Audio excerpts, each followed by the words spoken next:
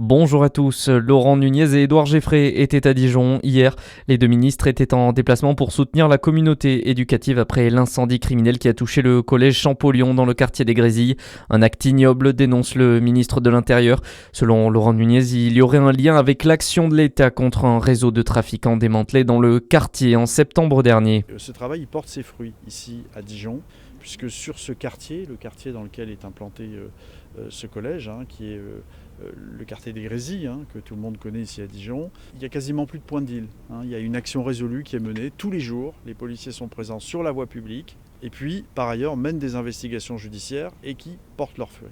En septembre dernier, 7 têtes de réseau du secteur, du territoire ont été interpellées grâce à une action qui a été menée par les policiers et qui a permis de tuer quasiment l'ensemble des points de deal qui existaient sur ce territoire. Propos recueillis par Charlie Chevasson pour Fréquence Plus. Le ministre de l'Éducation Édouard Geffray était aussi sur place. Il promet de rescolariser les élèves dans le collège ou à proximité immédiate après les vacances de Noël. L'examen du budget a débuté hier en Côte d'Or. À l'issue du premier jour, seul le volet solidarité a été adopté à hauteur de 340 millions d'euros.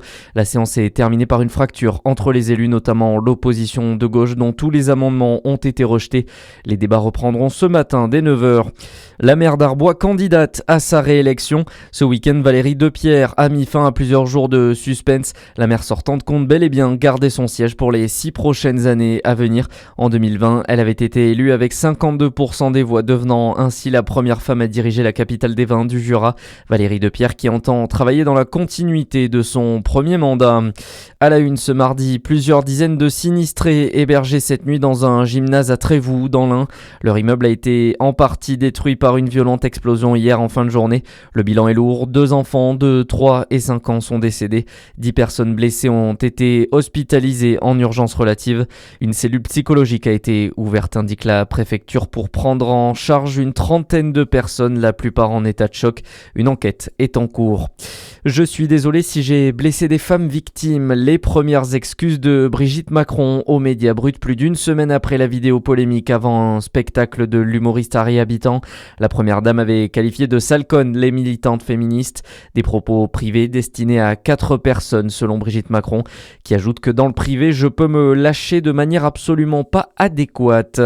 Et puis dans l'affaire PSG Mbappé, on attend la décision des prud'hommes aujourd'hui, un mois après l'audience entre le club parisien et son ancien joueur. L'attaquant contestait les conditions de son départ en 2024 et des primes non payées. Le PSG, de son côté, lui réclame 440 millions d'euros, lui reprochant d'avoir agi de manière déloyale. À suivre, votre météo sur Fréquence Plus.